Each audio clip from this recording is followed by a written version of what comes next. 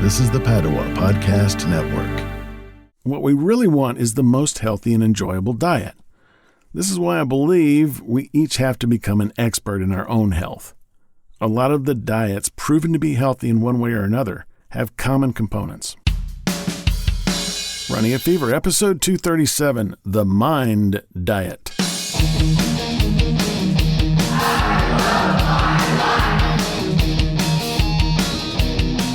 Welcome to Running at Fever. I'm Michael Davis.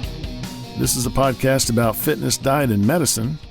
And my goal is to live a long, healthy, happy, active life right up to the very end. And I want you to have that too. So if that's what you want, then you're in the right place. Come on along, we'll get there together. Welcome to the 14th in our 17-part series on dementia. About 50 million people suffer from dementia worldwide. It's a debilitating disease, but it may be preventable in some cases. So I've set out to learn as much as I can and bring you along with me. Now, we've discussed diet quite a bit on the podcast, and usually it has more to do with maintaining a healthy body fat percentage than anything else. But did you know that diet is also important for mental health? In the last episode, I brought up the fact that was new to me, that obesity is related to brain function, particularly memory. So in what other ways can what we eat impact how healthy our brains are? There's now a popularized diet endorsed by some major information sources, such as the Mayo Clinic and the Cleveland Clinic, called the Mind Diet. MIND is an acronym that stands for Mediterranean-Intervention for Neurodegenerative Delay. It combines the Mediterranean diet, known for heart health, and the DASH diet, which is known to help people with hypertension. DASH stands for Dietary Approaches to Stop Hypertension.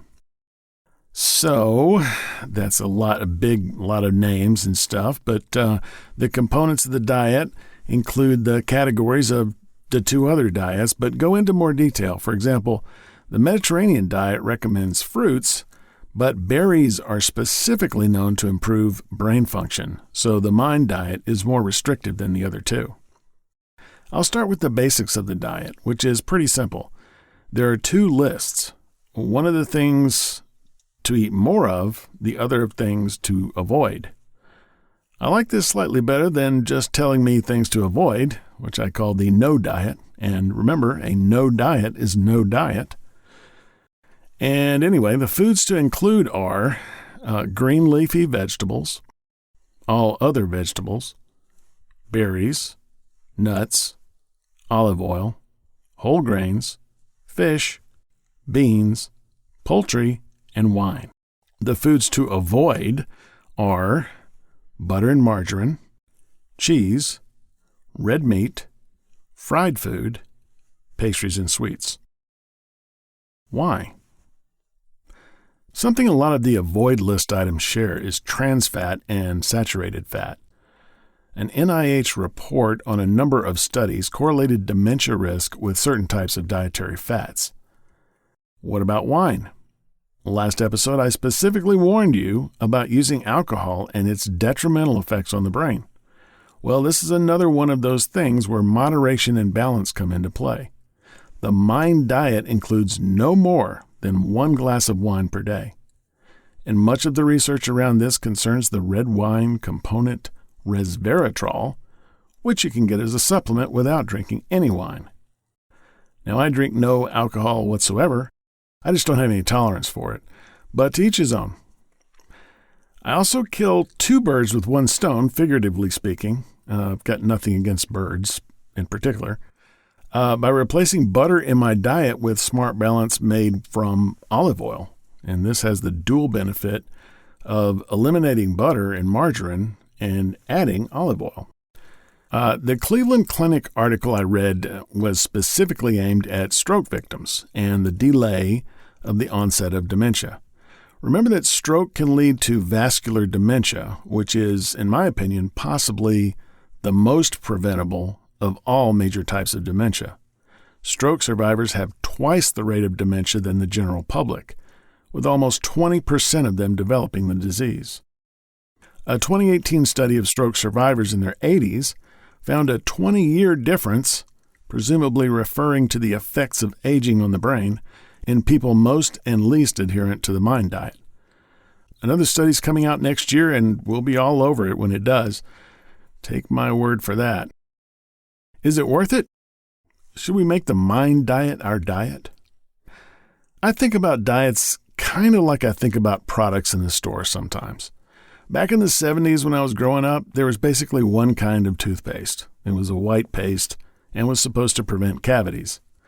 There were several brands, but they were all a tube of white paste. Now I go to the store, and there's a whole aisle devoted to toothpaste.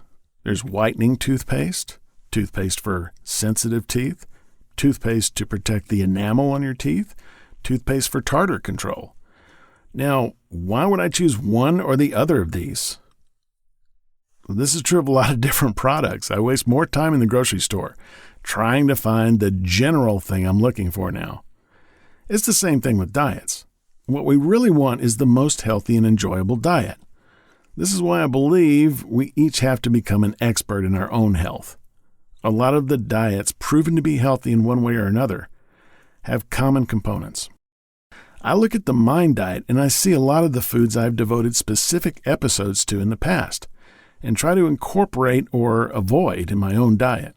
So I think if you go by this diet, you'll be fine. It's similar to a lot of other proposed healthy diets. It's really general advice.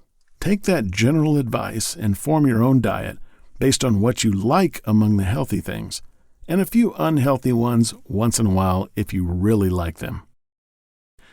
Next episode, we're going to talk about vitamins and how they can help you prevent dementia. Until then, if you got the fever, keep it, and if you don't have it, catch it. And I will talk to you next time on Running a Fever.